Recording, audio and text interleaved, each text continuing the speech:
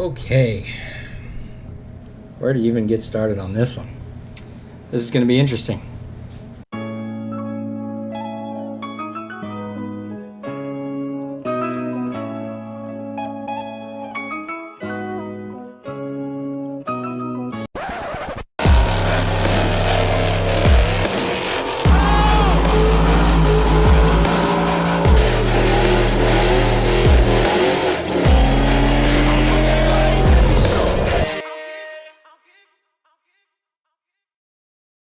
Alright guys, welcome back to the Bearded Bros channel. What is going on? So, we got a couple of things we want to talk to you about today. It's going to be a little bit of an interesting topic. We want to talk a little bit about your car life. Man, it has been an interesting roller coaster from here on out as far as what I've been through, as far as cars and things of that nature. But we also want to hear what you got as well. I'm going to go over a little bit about my car life and see what we got. My car life started out pretty much just like everyone else's did in high school. I had a little 1995 Ford Explorer Sport that I got just to cruise around in. Transmission was half dropped out, shifting hard, you know, the whole nine. It was just a little beater that I got to from time to time, got me everywhere I needed to go until the transmission went out. Man, once the transmission went out, I wanted something a little bit different. I was out of high school at that time. I wanted something a little bit different, something that was a little more performance oriented. I wanted a little bit more oomph, you know what I mean? I was a kid at the time. I was only, 18, 19 maybe at the time. And I loved cars. I've always loved cars and things of that nature. I wanted to dive in a little bit to the performance world. So when I first started, as far as the performance world, we had gone to a event called H2O, and I'm sure a lot of you are familiar with this event. When we originally went, it was like, I don't know, 2011, 2012, something like that. And that is when it was still a Volkswagen, Audi, kind of BMW event, mostly for European cars. Now, that being said, there were a lot of other makes and models there, kind of like it is today. Now, with H2O, as far as the original group that has put on the show, they have now moved this year to Atlantic City because, well, pretty much Ocean City's kicked them out. Ocean City is not too happy about how their city has been treated, which is fine. You know, do what you got to do. I get it, 100%. You know, government, they got to do their own thing, whatever. So when I first started out, we had gone to that show, and I was absolutely in love with the European scene. You know, bagged out, stanced, stretch tires, BBS wheels, you know, the whole nine. So here's a picture of my 2004, God, what was it, Spice? Well, I think it was Spice Red or something like that, Volkswagen Jetta. It was a 1.8T. Had built it a little bit. I mean, nothing major, you know, intake, tune, you know, wheels, tires, that kind of stuff. Nothing major. A lot of people in the community called it like an OEM plus build. But that was fun. You know, I had some fun with that car. I didn't have a ton of disposable income. I was living on my own at the time and just kind of working to get by. So I had that car for a while, and in order to kind of build those cars, you need to have a little bit of engine work done to kind of get some horsepower out of them. And like I said, I was kind of living on my own, didn't really have a lot of disposable income to kind of work with. So building the engine and stuff like that wasn't really an option. I had thought about, you know, a Frankenstein build, or a Franken turbo build is what they called it, where it was kind of like a hybrid, where you would get a little bit upgraded turbo. It would make around 350 to the wheels, and you wouldn't have to build the car. The problem was the torque, and that's with a lot of cars. You know, the torque you have to watch out for, and if you weren't careful, you'd bend the rods. So I didn't go much farther with that car. I had that for a while, and then I ended up, after selling that car, ended up in a 2015 Subaru WRX. Now, if you guys don't know, the 2015 Subaru WRX was the first year that they changed it to the Camry look, is what they call it. It was an awesome car, don't get me wrong. I mean, I definitely missed like the old Hawkeyes and Eagle Eyes and stuff like that. This was the first year that they had started the direct injection in the engine, and they also did a twin scroll turbo as opposed to single. And it was a beast. It was an absolute beast. I absolutely love that car. I was commuting a good distance to work every day. So with the direct injection, the twin scroll turbo, it kept pretty good on gas. Even though it was all-wheel drive, Subarus have a lot of hate as far as the miles per gallon and stuff like that they have. But I was really, really happy with that car. And I'll put some pictures up on the screen here so you can kind of see what I'm talking about, how it started and everything like that. When I first bought the car, it had black wheels. It was completely stock. I mean, it was a base 2015 Subaru, brought it brand new off the lot, and I will never make that mistake again because I got absolutely raped in, you know, paying the fees and everything like that from buying brand new. That was a great car. I absolutely love that car. From a dig, that thing was nasty. I mean, you talk about handling like it's on rails. I mean, that car was absolutely insane. So I really love that car. It was really fun. We built it a little bit as far as cosmetic stuff. I didn't do a whole lot as far as the tune and stuff. You know, we did a map performance tune, did some wheels, some tires. I did some, you know, brake work and stuff like that just to make it look good all the way around. You know, the blue and gold, of course. Just have some fun with it. It was a great car for what I needed it for, and I was really loving it. The biggest thing that I loved about that car was the winter. And man, do I still miss that car to this day because of how it handles in the winter. I had bought some, Blizzak winter tires, and we had about 2 or 3 feet of snow here in Virginia the year that I bought them, and it was about a week before or a week after I put the tires on, and we had about 2 or 3 feet of snow, and it was crazy. I mean, I had a friend of mine who has a FJ Cruiser, and he had, you know, the whole nine all set up, and we were just kind of cruising in the snow in like 2 feet of snow. It was absolutely insane. We were at one point pulling people out in the Subaru of gas stations. I mean, it was insane. I was absolutely amazed how well that thing was able to drive in the snow, handle in the snow, especially with those tires. I mean, it was crazy to me how well that thing was able to do. Now, once we got out of the snow situation, roads had cleared off a couple weeks, and car was driving great. Had a blast with it. Didn't want to get rid of it for a thing in the world. Absolutely loved it. Well, we were sitting at a stoplight, and I was actually with my boss at the time. I think we had gone we were on the way to Home Depot to get some ice melt or something like that. And look at this. Look at this. Look at this. Come on, dog. What are you doing? Stop. Jeez. Can't do nothing with these things. Gone to get some snow melt and stuff like that for the store that we were working at.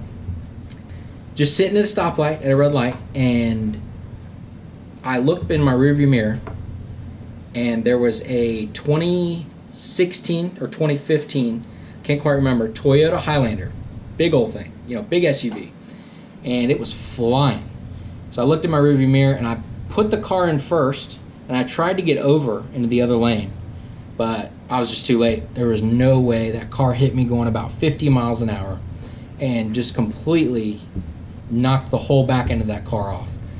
The damage that I'll show you here in the pictures, it wasn't as bad as it looks, I guess. The car wasn't totaled, but it never really recuperated. One of the tips was off. I installed a new exhaust shortly after that, and I could never get the tips quite right. The downpipe that we had installed was a little off and everything like that. It was really weird. I can't quite explain it, but it was never right after that. And, you know, call it placebo effect, whatever you want to do. I don't care.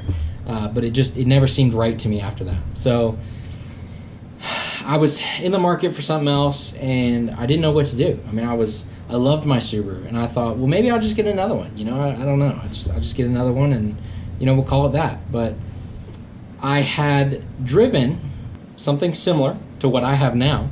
It was actually Dane's, the other black S197 GT that is on this channel.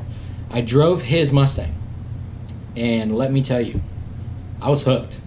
I was hooked. The amount of horsepower that came out of those two back wheels was crazy to me. And, you know, S197s, they only have about 420 at the crank from the factory, and his wasn't even tuned at that point. So going from an all-wheel drive Subaru with, like, I think it's 235, 240 or something like that to the wheels, to that, I mean, it was nuts. It was nuts. I mean, it just, the raw power of an S197 is just nasty. And any of you that have ever driven an S197 know what I'm talking about.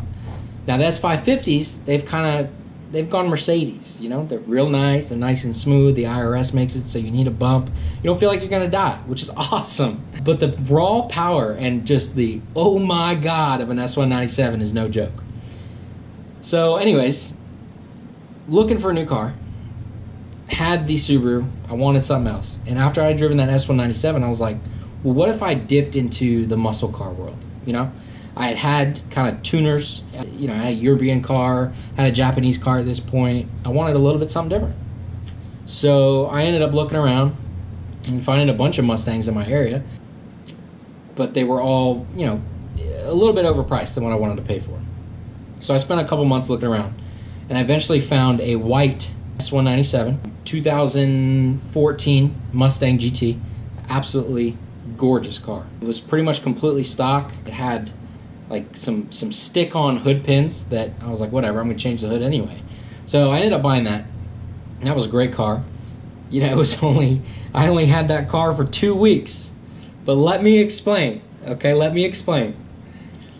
So I went camping with some friends of mine, and we had parked the Mustang and my friend's truck about 2 or 3 miles into the parking section, and then we had to hike about 2 or 3 miles to where we were actually camping. It was on the Appalachian Trail. So I did that, and you know, we're sitting there at night, we're eating our dinner, you know, whatever, we're hunting, we're doing all this stuff, and just having a good time, you know. We're sitting there camping out, and we hear sirens. And one of the friends that was with us was actually a volunteer firefighter, and he was like, oh cool, I wonder where they're going, you know. No, you know, you hear sirens, that's just what they do. So we didn't think much of it. It was whatever. And then about 10 minutes later, we get a phone call from his wife, and she goes, hey, I'm getting a call. The fire chief was just on the phone with me and says that your car was involved in a fire, like a forest fire or something. I'm like, what? A forest fire? That must have been the sirens we just heard. What do you mean? So the fire chief had actually shown up at the door at this point. We talked to the fire chief, and they said that his truck that was parked next to mine was completely gone. Like, up in flames, gone. Nothing left. And I'll put some pictures up on the screen here to kind of show you what I'm talking about. And, you know, it was kind of scary because my car was parked right next to his. And at this point, I was like, oh my goodness. Like, this car isn't even, like, finished with the DMV records at this point. I mean, I just got it from the dealership not 2 weeks ago. So we ended up grabbing all of our stuff. Granted, this is like midnight that we get this phone call. And hike up about 2 or 3 miles with all of our stuff. I mean, we were done, exhausted. And sure enough, we come around that hill, and there are the 2 cars sitting there. His car was completely gone, or truck rather, was completely gone, just done for. And mine was singed, you could say. The driver's side of the car was just, you could tell there was a fire damage. And then I didn't even notice this until the morning after, but my white S197 had a little fire that started in front of it and ended up going underneath the engine bay. So that was a mess. We ended up, probably not the smartest idea, but we ended up camping the night and staying there for the night, and then tried to start my car in the morning after we hiked back up again. The car started up like it was nothing. I mean, nothing. Like nothing ever happened. Yes, there was like fire debris and all kinds of junk on the windshield and the windows that we had to scrape off. But I tell you what, so I drove that car from the Appalachian Trail down to Fredericksburg, all the way back up to Northern Virginia. Not a single issue with the car. Not a single one. So that was crazy. Just absolutely blew my mind. And then we called the insurance company. I mean, what am I going to do with a car that's got fire damage? Nothing. I mean, sure, I could do like some of y'all and salvage the title and all that bull and have to worry about all the melted harnesses and everything. No. Not happening. So we called them up. They ended up towing it away and said it was totaled. And I knew that was going to happen. Absolutely knew it was going to happen. But that's cool. That's fine. Do what you got to do. So then I had to go to the market for another Mustang GT, and I vowed to myself I'll never go camping again with my Mustang. If I ever go camping again, it's going to be with somebody else's truck or car. Not happening. So that is when we ended up buying the black S197 that you see in the pictures now. And to this day, I love it. Absolutely love it. That's what I have now. Absolutely enjoyed the car. It's been a blast. Wouldn't want anything else at this point. Maybe a 2019 A10, but you know what?